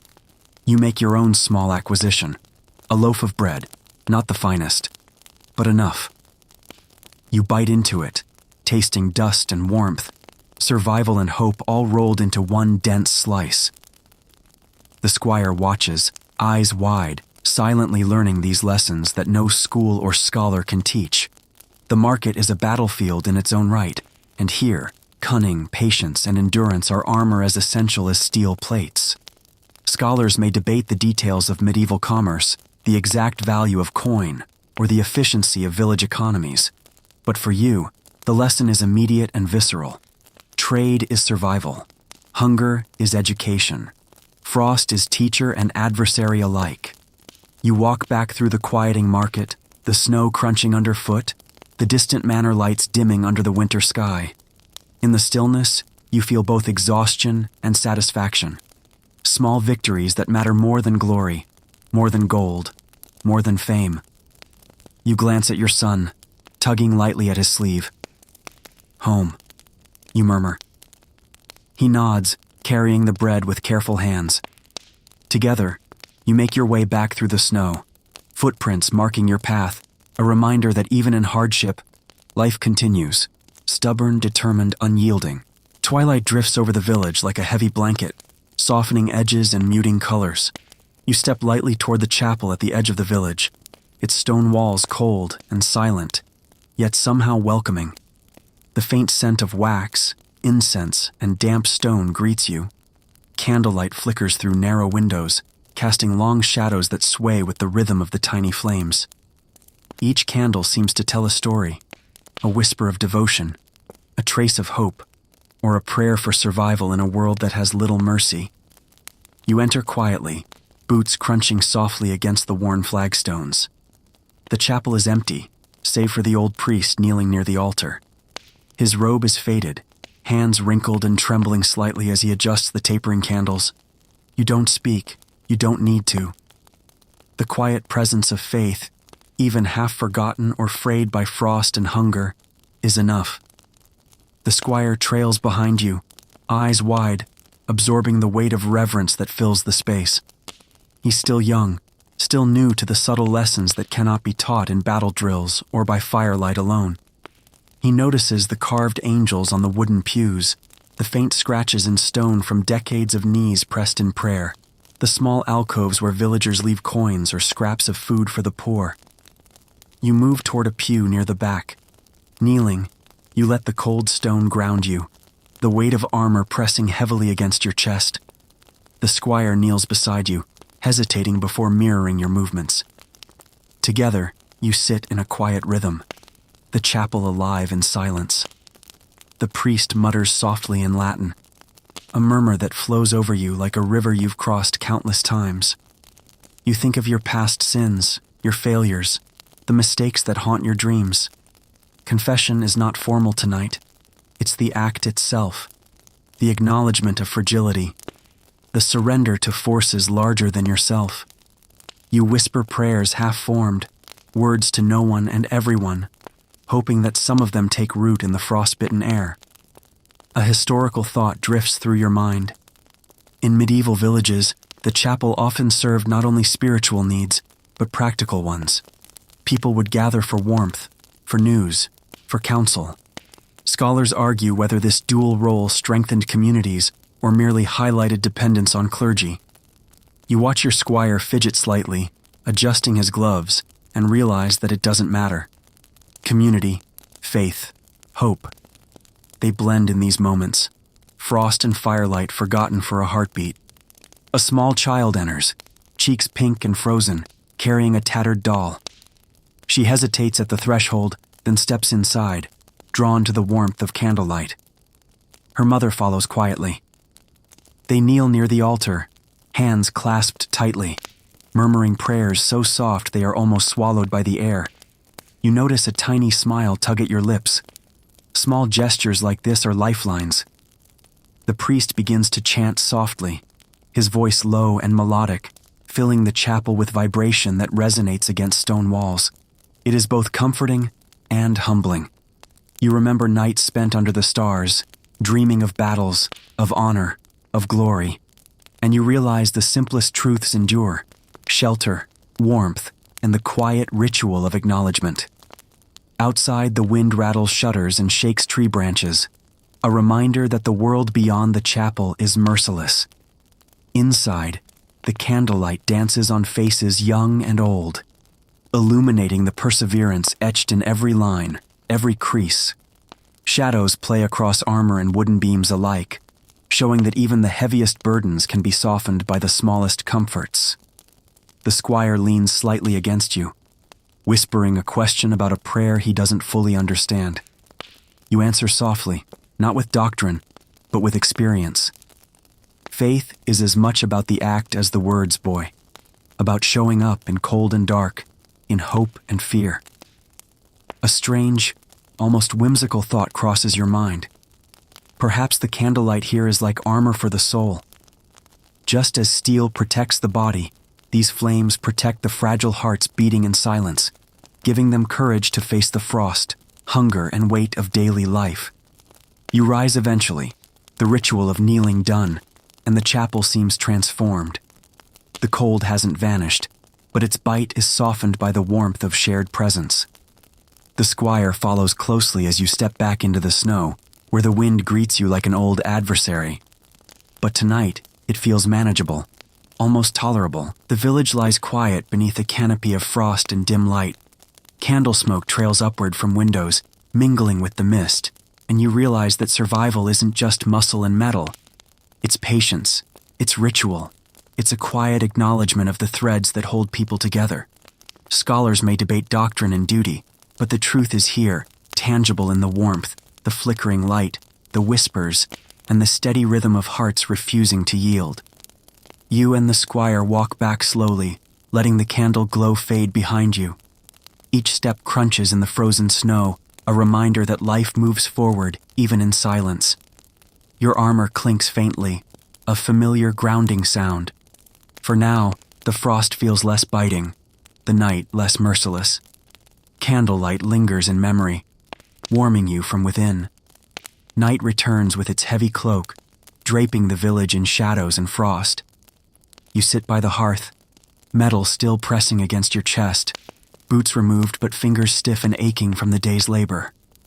The squire lies nearby, curled in a blanket that smells faintly of hay and smoke. Outside, wind rattles the eaves, carrying with it the distant howl of wolves and the whisper of ice across frozen fields. Tonight, the cold feels deeper than ever, a living thing pressing against walls and skin alike. You think of spring. The word itself tastes foreign, like a promise almost forgotten. Yet it exists in memory, thawing streams, the smell of mud and budding leaves, the soft hum of bees returning to blossom-laden fields. Scholars debate whether medieval peasants truly anticipated spring with hope or simply endured winter with grim determination. But lying here you feel both. Hope and endurance intertwine in a fragile dance. Your thoughts drift to the village. Every home, every hut, a small bastion against the relentless winter. You remember faces, the old baker, whose hands shake as he kneads frozen dough. Marta, clutching her roots and onions. The blacksmith, hammering late into the night to mend broken tools. All of them, bound by the same frostbitten thread, struggling silently. Their resilience humbles you. Outside, snow falls gently, transforming the familiar landscape into something ethereal. Footprints vanish as quickly as they are made, erasing evidence of movement and survival alike. You rise slowly, glancing out the small window. Moonlight glints on the frozen river, turning it into a silver ribbon winding through the village. The reflection is blinding in its purity, a stark contrast to the smoke and soot of daily life. You let your breath fog the glass, tracing shapes that vanish as quickly as they appear. You move back to the fire, adjusting the logs so the flame dances higher, sending shadows across the wooden beams. The squire murmurs in his sleep, dreams mixing with reality, and you wonder what visions visit him. Is he dreaming of battles, of warmth, or of adventures beyond the snow-laden hills? You quietly hope for warmth, safety, and perhaps a touch of magic that only the innocence of childhood can summon. A fact surfaces in your mind. During medieval winters, villagers often relied on communal storytelling to survive the long nights. Tales of spirits, saints, and heroes filled the air, giving structure to the endless hours of darkness. Some stories were cautionary, some whimsical, and others carried lessons hidden beneath layers of allegory. You smile faintly, realizing that tonight, the stories are your own. the silent rhythms of survival, endurance, and hope. Your hands, raw from frost and labor, hover over the fire, letting warmth seep slowly into aching muscles. You reflect on the weight of the armor you carried during the day, how each plate not only protected, but reminded you of responsibility, vigilance, and survival.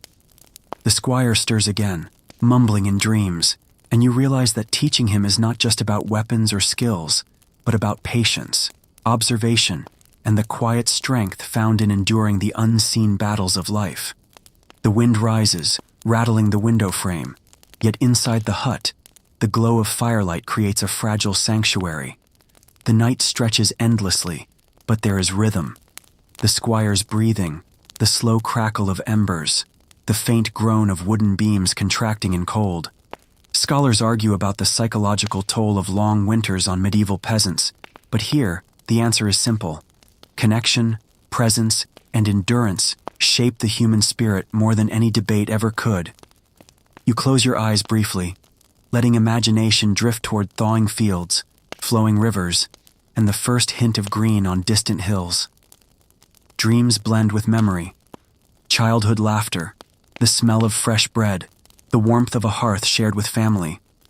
In these moments, the weight of armor, frost, and exhaustion fade, leaving only fragile hope wrapped in the cocoon of firelight and quiet. Sleep arrives slowly, hesitant, brushing your eyelids like gentle frost. Even in dreams, the night is alive with challenges, snow-laden forests, icy rivers, and distant howls. Yet there is balance. Firelight lingers in memory, the squire's warmth is near, and somewhere beyond the frost spring waits, patient and unyielding. You surrender to the fragile rhythm of night, body grounded by steel, mind afloat in dreams. The village rests, small fires flicker, and the wind continues its eternal song. Survival is neither grand nor glamorous. It is measured in warmth claimed from ice, in meals shared, in stories whispered and passed along through hushed tones and quiet determination.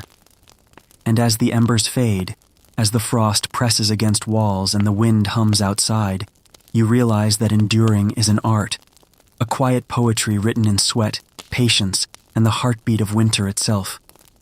Dawn stretches its pale fingers across the horizon, brushing the village in soft gray light. The frost glistens on rooftops and bare branches, turning each twig and tile into something crystalline, fragile, almost magical. You step outside, boots crunching over snow hardened by overnight cold. The air is sharp, filling your lungs with icy clarity, yet strangely invigorating. You make your way toward the frozen stream that winds like a silver ribbon past the village, knowing that even in this harshness, life persists beneath the surface.